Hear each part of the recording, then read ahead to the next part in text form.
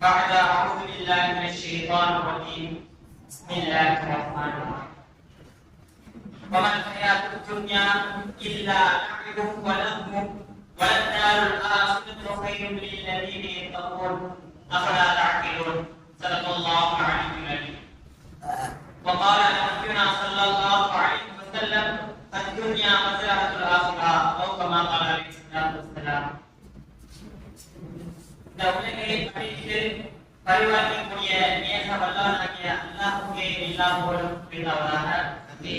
நம் உயிரிலும் மேலான நண்பனி நாயகம் ஸல்லல்லாஹு அலைஹி வஸல்லம் அவர்கள் மீதும் அவருடைய குடும்பத்தார்களின் மீதும் அவர்களுடைய அடிச்சுவடுகளை அப்படியே பின்பற்றி வாழ்ந்த உத்தம சத்திய சஹாபாக்கள், தாபிஈன்கள், தபஅ தாபிஈன்கள், நாதாக்கள், சுஹதாக்கள், மஜ்லிஸில் அமர்ந்திருக்கக்கூடிய நம் அனைவர்களின் மீதும் அல்லாஹ்வுடைய வர்க்காத கருணையை என்றென்றும் நிலைநிறுத்துமாக.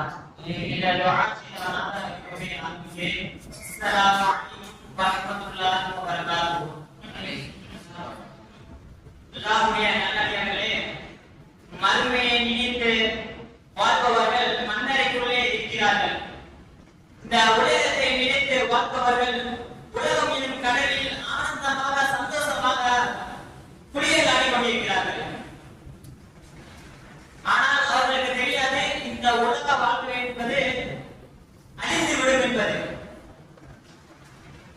இந்த உலகம் அழிந்து போக்கிவிடும் என்று தெரியாமல் அவர்கள் அந்த உலகம் எனும் கடலிலே ஆனந்தமாக சந்தோஷமாக குளித்துக் கொண்டிருக்கிறார்கள். இந்த உலகை ஆட்சி செய்வரும் சரி, அவருடைய கூட்டங்களும் சரி, சரிசமமான அவர்களும் சரி, இந்த உலகத்தினுடைய ஆசையிலேயே மூழ்கி அவர்கள் இருக்கிறார்கள். அல்லாஹ் தஆலா மனிதனை இந்த உலகத்திற்கு அனுப்பியதற்கு முக்கியமான காரணம் அல்லாஹ்வை வணங்குவதை தவிர வேறில்லை. ஆனால் நாம் அல்லாஹ்வை வணங்காமல், அவனை திக்ர் செய்யாமல், அவருடைய குர்ஆனை ஓதாமல் இந்த துன்யாவின் மீது கோபம் உள்ளவராகவும் ஆசை உள்ளவராகவும் இருக்கிறோம். ஆனால் நம்ம இடத்தில் யாராவது வந்து நீங்கள் அல்லாஹ்வை வணங்குகிறீர்களா அப்படின்னு கேட்டால் நாமெல்லாம் சொல்லிக் கொண்டிருக்கிறோம், நாங்கள் அல்லாஹ்வை வணங்குகிறோம். நம்மளுடைய நாவு பொய் சொல்கிறது, ஆனால் நாம் சிந்தித்து பார்க்க வேண்டும்.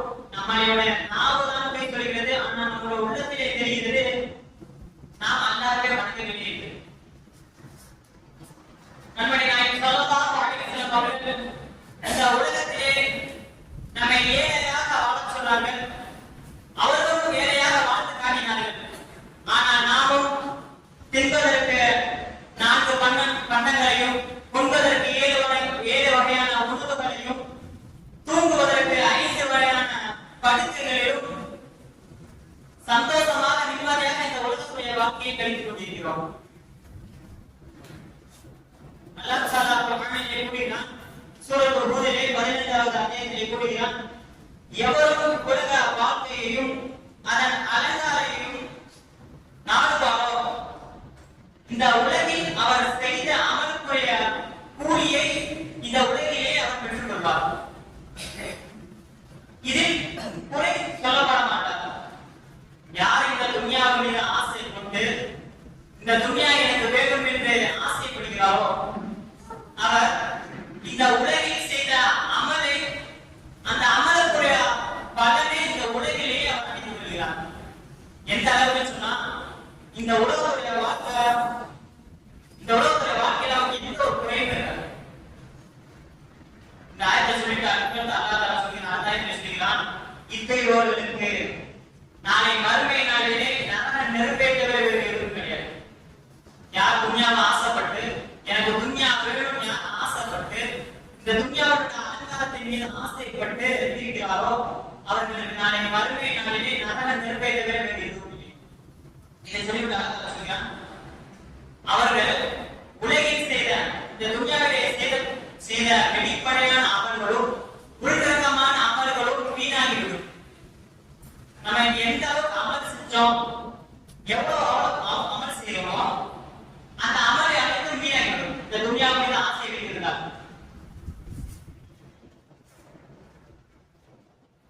நாம் அனைவரும் சிந்தித்து பார்க்க வேண்டும். நாம் நம்முடைய நிலைமைகளை, நம்மளுடைய வாழ்க்கையை இப்பொழுது எவ்வாறு கழிந்து கொண்டிருக்கிறது என்று நாம் சிந்தித்து பார்க்க வேண்டும்.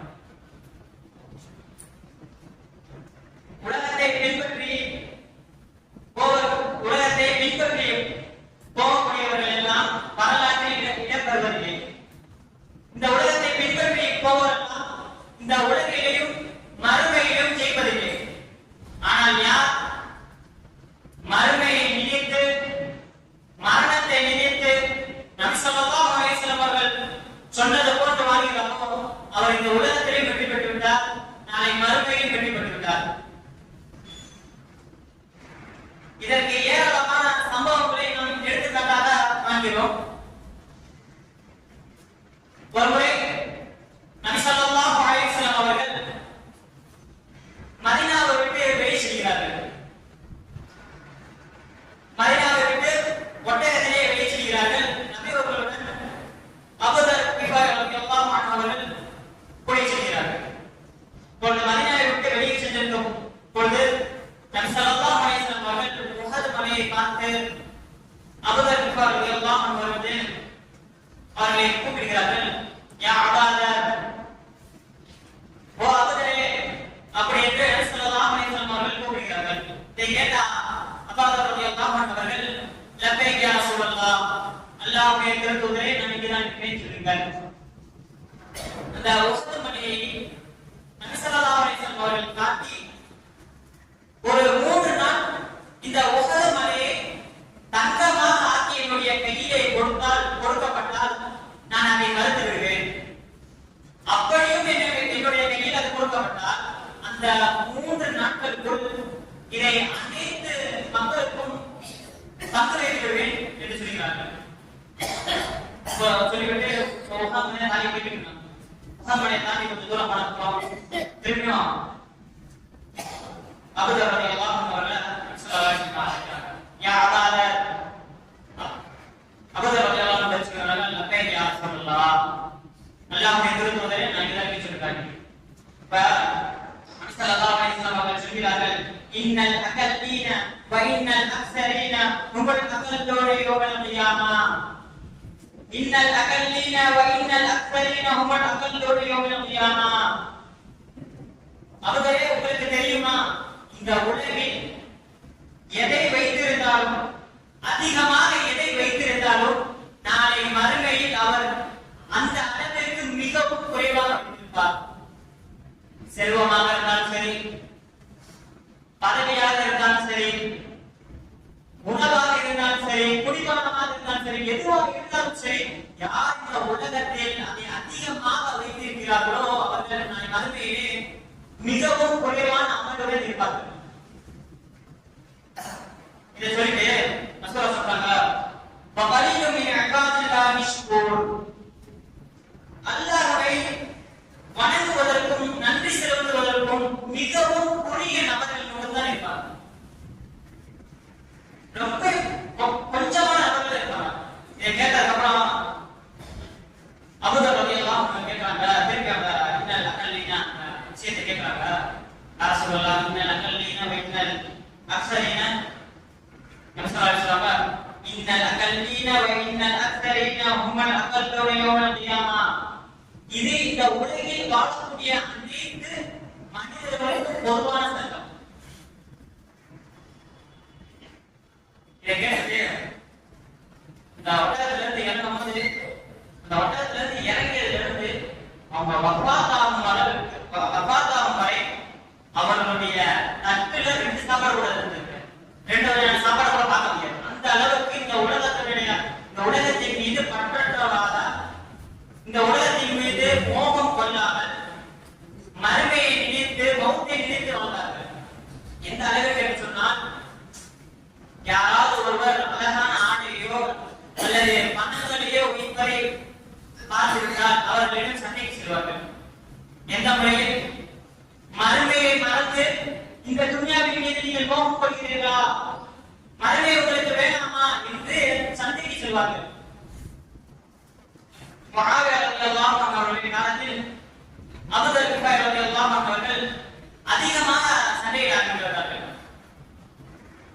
அழகிய ஆடையோ பணங்களே பார்த்தா அவங்க சண்டை போயிடுது. இதை பார்த்து மகாவீரர்கள் இதுக்கு மேல அபூதர் சமாளிக்க முடியாது. உடனே ஹலீஃபாவுக்கு கடிதம் எழுதுறாங்க. உஸ்மான் ரலியல்லாஹு அன்ஹு அவர்கள் சலீஃபாவாக இருக்கிறார்கள் நேரத்தில் உஸ்மான் ரலியல்லாஹு அன்ஹு அவர்களுக்கு முஆவியா ரலியல்லாஹு அன்ஹு அவர்கள் கடிதம் எழுதுகிறார்கள். உஸ்மானே, அபூதர் ரலியல்லாஹு அன்ஹு அவர்களை எங்களால் சமாளிக்க முடியவில்லை. நீங்கள் அவருக்கு ஏதேனும் ஒரு உபதேசம் செய்யுங்கள் என்று கடிதம் எழுதுகிறார்கள். கடிதம் எழுதி அனுப்பி விட்டார்கள். இது உஸ்மான் ரலியல்லாஹு அன்ஹு அவர்களுடைய கையில் கிடைக்கிறது. இதை படித்து பார்த்ததற்கு பின் ஒரு நபரை கூப்பிட்டு, நீங்கள் கூஃபாவிற்கு சென்று அபூதர் ரலியல்லாஹு அன்ஹு அவர்களை நான் மதீனாவிற்கு வர சொன்னதாக சொல்லி அழைத்துவார்கள் என்று சொல்லி அந்த மனிதரை அனுப்பிவிட்டார். அவர்களும் கூஃபாவிற்கு சென்று அபூதர் ரலியல்லாஹு அன்ஹு அவர்களை பார்த்து, உஸ்மான் ரலியல்லாஹு அன்ஹு அவர்கள் மதீனாவிற்கு வர சொன்னார்கள் என்று சொல்லி அவர்களை மதீனாவுக்கு கூட்டு வந்தார்கள். உஸ்மான் ரலியல்லாஹு அன்ஹு அவர்கள் என்ன நினைத்தார்கள் என்றால், மதீனாவுக்கு வந்தாவது அமைதியாக இருப்பார்கள். மதீனாவுக்கு போனாலும் அதே சண்டை. யாராவது ஆளை கஷ்டப்பட்டு வந்தா போதும், துணியா மறந்துட்டீங்களா அப்படின்னு அவன் சண்டைக்கு ரொம்ப நாள் பார்த்தாங்க. ஊர்ல ஐயம் இல்ல. கடைசியில உஸ்மான் ரலியல்லாஹு சொல்றாங்க, நீங்க காட்டுக்கு போயிருக்கீங்க. ரபதா அப்படிங்கிற ஒரு காட்டுக்கு அபூதர் ரலியல்லாஹு அன்ஹு அவங்களோட மனைவியும் சென்று விட்டார்கள். ஒரு சபையில் நபி ஸல்லல்லாஹு அலைஹி வஸல்லம் அவர்கள் பொதுரகமாக உங்கள் தோழர்களில் ஒருவர் நடு காட்டிலே யாரும் இல்லாத ஒரு காட்டில் வஃபாத்தாவார். அவரை வழிபோக்கர்கள் கஃன் செய்வார்கள் என்று சொல்லியிருப்பார்கள். அபூதர் ரலியல்லாஹு அன்ஹு அவர்களுக்கு மரணம் நேரிட்டது. காட்டுல இருக்காங்க, ஒரு வழிபோக்க கூட்டம் வருது.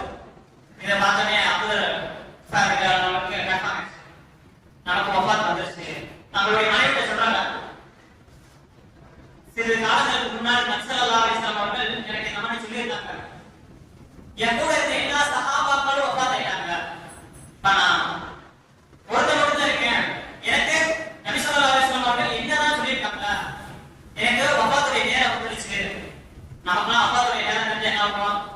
ஐயோ, இன்னும் கொஞ்ச நாள் ஆக மாட்டோமா, இன்னும் கொஞ்ச நாள் நல்லா ஆயுசு கொடுக்க மாட்டோமா, நம்ம சேர்த்து வச்ச காசா என்ன ஆகும்? எப்படி நம்ம சேர்த்து வச்ச காசு எப்படியாவது போயிருக்கும்.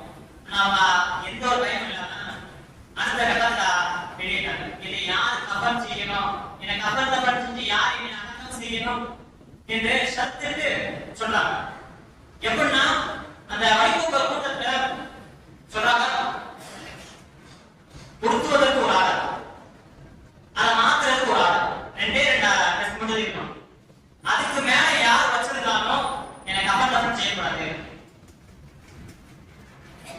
அதாவது உலக பற்றற்ற ஒரு நபர், உடுத்துவதற்கு ஒரு ஆடை, அந்த ஆடை மாத்துறதுக்கு இந்த ரெண்டு ஆடைகள் இருக்கக்கூடிய ஒரு நபர் தான் கஃன் செய்யணும். வழிபோக்கரை பொறுத்த வரைக்கும் அவங்க ஒரு 20-25 நாளைக்கு சாப்பிட்ற சாப்பாடு எடுத்துப்பாங்க. போற வழியில ஒருத்தருக்கு ஒரு 10-15 ட்ரெஸ் எடுத்து வச்சுப்பாங்க. அந்த கூட்டத்துல அந்த கூட்டத்துல ஒரு வாலிபர், உலக பற்றற்ற ஒரு வாலிபர் இப்னு மஸ்ஊத் ரலியல்லாஹு அன்ஹு அவர்கள் சொல்கிறார்கள், என்னிடம் உடுத்துவதற்கு ஒரு ஆடையும் அதை மாற்றுவதற்கு ஒரு ஆடையும் தான் இருக்கிறது, நான் அவரை கஃன் செய்கிறேன். அப்பொழுது தங்களுடைய மரணம் வருவாய் மரணித்த பின்பு கூட உலக ஆசை, உலக இன்பம் என்னை நெருங்க விடக்கூடாது என்று நினைத்தார்கள். அல்லாஹ் தஆலா குர்ஆனிலே போய் காட்டுகிறான், வமா ஹாதிஹில் ஹயாத்துத் துன்யா இல்லா லஹ்வு வ லஹ்வுன் இல்லா லஹ்வு வ லஹ்வுன். இந்த உலக வாழ்க்கை என்பது வீணானதாகவும் விளையாட்டாகவும் இருக்கிறது. இந்த உலக வாழ்க்கை என்பது வீணானது, விளையாட்டானதாகவும் இருக்கிறது. அதற்கு அல்லாஹ் சொல்கிறான், வலத்தாருல் ஆகிரத்து கைருல் லில்லதீன யத்தகூன். மறுமை வீடாகிறது பயபக்தி உடையவர்களுக்கு. இதை சொல்லிட்டு அஃபலா தஅகிலூன், நீங்கள் அதை அறிந்து கொள்ளவில்லையா? அல்லாஹ் தஆலா நம்மை பார்த்து கேட்கிறார். இந்த துன்யா என்பது வீணானதாகவும் விளையாட்டுக்குரியதாகவும் இருக்கிறது. மறுமை என்பது நிரந்தரமான இடமாக இருக்கிறது. அந்த மறுமையை நீங்கள் அந்த மறுமைக்காக அமல் செய்வதை விட்டு இந்த துன்யாவின் மீது ஆசைப்படுகிறீர்களே, உங்களுக்கு மறுமையை பற்றி தெரியவில்லையா? நீங்க அதை அனுப்பிச்சுதான் முடியும். ஆனா நாம் இந்த துன்யாவின் மீது அதிகமாக மோகம் கொண்டு, இந்த துன்யாவின் மீது அதிகமாக ஆசைப்பட்டு, இந்த துன்யாவிலே அதிகமான நாட்கள் வாழ வேண்டும் என்று நாமெல்லாம் இருக்கிறோம். எந்த அளவுக்கு என்று சொன்னால், துன்யாவில் நல்லா வாழ வேண்டும் என்பதற்காக அவர்களுடைய சம்பாத்தியம் ஹலாலா ஹராமா என்று கூட தெரியாத அளவிற்கு சம்பாதிக்கிறார்கள். ஒரு மனிதர் ஹலாலான முறையில் சம்பாதித்தாலும் அவருக்கு பணம் வர வர அதிகரிக்க அவருக்கே குழந்தையும் இந்த ஹலாலான முறையில வந்தா ஹராமான முறையில வந்தாங்க அது கூட தெரியாத அளவுக்கு சம்பாதிக்கிறாங்க. நபி ஸல்லல்லாஹு அலைஹி வஸல்லம் அவர்கள் ஒரு கூட்டத்தில் சொல்கிறார்கள், நான் உங்களுக்கு 5 விஷயங்களை கூறுகிறேன். இந்த 5 விஷயங்களை நீங்கள் அமல் செய்து மற்றவர்களுக்கு எத்தி வைக்க வேண்டும் என்று சொல்லி சொல்கிறார்கள். அங்கே இந்த சஹாபாக்கள் எல்லாம் யோசிக்கிறாங்க, நம்மளால செய்ய முடியுமா, செய்ய முடியாம என்ன? அந்த கூட்டத்துல இருந்து அபூ ஹுரைரா ரலியல்லாஹு அன்ஹு அவர்கள் எழுந்து, யார் சொல்லலாம், நான் செய்கிறேன், நான் அந்த நீங்க சொல்லக்கூடிய அந்த விஷயத்தை நான் செய்கிறேன், அதை நானும் அமல் செய்து மற்றவர்களுக்கும் கற்பிப்பேன் என்று சொன்னார்கள். நபி அவர்கள் அபூ ஹுரைரா ரலியல்லாஹு அன்ஹு அவர்களை பார்த்து, அபூ ஹுரைராவே, நீங்கள் எனக்கு அருகில் வாருங்கள் என்று சொன்னார்கள். அபூ ஹுரைரா ரலியல்லாஹு அன்ஹு அவர்கள் நபியுடைய அருகில் வந்தார்கள். நபி ஸல்லல்லாஹு அலைஹி வஸல்லம் அவர்கள் தங்களுடைய இரு கரங்களையும் அபூ ஹுரைரா ரலியல்லாஹு அன்ஹு அவருடைய கரங்கள் மீது வைத்து, நான் சொல்லக்கூடிய இந்த விஷயங்களை நீங்கள் அமல் செய்து மற்றவர்களுக்கும் கற்றுக் கொடுக்க வேண்டும். முதலாவது விஷயம், அனைத்து விதமான ஹராமை விட்டும் நீங்கள் விலகிவிடுங்கள். அனைத்து விதமான ஹராமை விட்டும் நீங்கள் விலகிவிடுங்கள். நீங்கள் பெரிய பணக்காரராக ஆகிவிடுவீர்கள் என்று நபி ஸல்லல்லாஹு அலைஹி வஸல்லம் சொன்னார்கள். நாமெல்லாம் ஹராமை விட்டு விட்டாலே, ஹராமிற்கு பக்கம் நாம் செல்லாமல் இருந்தாலே நாம் மிகப்பெரிய பணக்காரராக ஆகிவிடுவோம். இதை சொல்லிட்டு 2வது விஷயம் சொல்றாங்க, உலகம் எனக்கு வேணாம் என்று நீங்கள் ஒதுக்கி விடுங்கள். மக்களிலே நீங்கள் மிகவும் பெரிய செல்வந்தராக ஆகிவிடுவீர்கள். ஆனா நாமெல்லாம் இந்த துன்யாவை நாம் வாழ வேண்டும், நன்றாக வாழ வேண்டும், இந்த துன்யாவை முழுவதும் அடைந்து கொள்ள வேண்டும் என்று இந்த துன்யாவுக்காக வேண்டிய தூங்காமல் சாப்பிடாமல் ஓடி ஓடி சம்பாதித்து கொண்டிருக்கிறோம். ஆனால் நபி ஸல்லல்லாஹு அலைஹி வஸல்லம் அவர்கள் நமக்கு இலகுவான ஒரு விஷயத்தை சொல்லியிருக்கார்கள், இந்த துன்யாவை கொஞ்சம் நாம் ஒதுக்கி வைத்தால் போதும், இந்த மக்களிலே நாம் மிகவும் பெரிய செல்வந்தராக ஆகிவிடுவோம். 3வது சொல்றாங்க, உங்களுடைய அண்டை வீட்டாருக்கு நீங்க உதவி செய்யுங்க, நீங்க முக்கிய ஆகிவிடுங்க. நம்மளுடைய அண்டை வீட்டாருக்கு நம்ம உதவி செஞ்சோம்னா நாம் முக்கிய ஆகிவிடுவோம். 4வது சொல்றாங்க, நீங்க எதெல்லாம் விரும்புறீங்களோ உங்களுடைய முஸ்லிமான சகோதரருக்கும் அது கிடைக்க வேண்டும் என்று நீங்கள் நினைங்கள், நீங்கள் பரிபூர்ணமான முஸ்லிமாக ஆகிவிடுவீர்கள். நமக்கு எதெல்லாம் வேண்டும் என்று நம்ம நினைக்கிறோமோ, நம்ம கூட இருக்கக்கூடிய நம்மளுடைய சகோதரர் அவருக்கும் கிடைக்கணும், அவருக்கும் இதுல ஒரு கிடைக்கணும் அப்படின்னு நம்ம நினைச்சோம்னா பரிபூர்ணமான முஸ்லிமாக இருக்கும். 5வது சொன்னாங்க, அதிகமாக நீங்கள் சிரிக்காதீர்கள், உங்களுடைய உள்ளம் உங்களுடைய நப்சு இறந்து விடும் என்று சொல்கிறார்கள். அதிகமாக சிரிப்பது என்றால் இந்த துன்யாவின் ஆசையை வைத்து இபாதத்துகளிலே, அதாவது துஆவை அழகாமல் இருக்கிறது, துஆ செய்யும்போது அழகாமல் இருக்கிறது, துஆவை செய்யாமல் இருக்கிறது. அதனால அதிகமாக அல்லாஹ்விடத்தில் கையேந்தி அழுது துஆ செய்ய வேண்டும். இதெல்லாம் சொல்லிவிட்டு நபி ஸல்லல்லாஹு அலைஹி வஸல்லம் அவர்கள் சொன்னார்கள், நீங்கள் இதை பின்பற்றி இதை அமல் செய்து மற்றவர்களுக்கும் இதை சொல்லுங்கள் என்று அபூ ஹுரைரா ரலியல்லாஹு அவர்கள் அனைவருக்கும் சொன்னார்கள். இமாம் புகாரி ரஹ்மத்துல்லாஹி அலைஹி அவர்களுடைய ஸஹீஹுல் புகாரி கிதாபிலே பாபுல் இல்ம் என்ற தலைப்பில் இந்த ஹதீஸ் வருகிறது. அந்த இடத்திலும் அபூ ஹுரைரா ரலியல்லாஹு அன்ஹு அவர்கள் அறிவித்ததாக இமாம் புகாரி ரஹ்மத்துல்லாஹி அவர்கள் எழுதுகிறார்கள். இந்த இலவசமான இந்த 5 விஷயங்களை நாம் செய்தால் போதும், இந்த துன்யாவிலே நாம் சிறந்தவராக இருப்போம், நாளை மறுமையிலும் சிறந்தவராக இருப்போம். ஆகையால் அல்லாஹ் தஆலா இந்த துன்யாவுடைய மோகத்தை விட்டும் ஆசையை விட்டும் நம் அனைவரை பாதுகாப்பானாக. மறுமையிலும் இந்த துன்யாவிலே வெற்றி பெறக்கூடிய வகையில் இருப்பானாக. இந்த துஆ செய்தவனாக நுழைகிறேன். அஸ்ஸலாமு அலைக்கும் வரஹ்மத்துல்லாஹி வபரகாத்துஹு.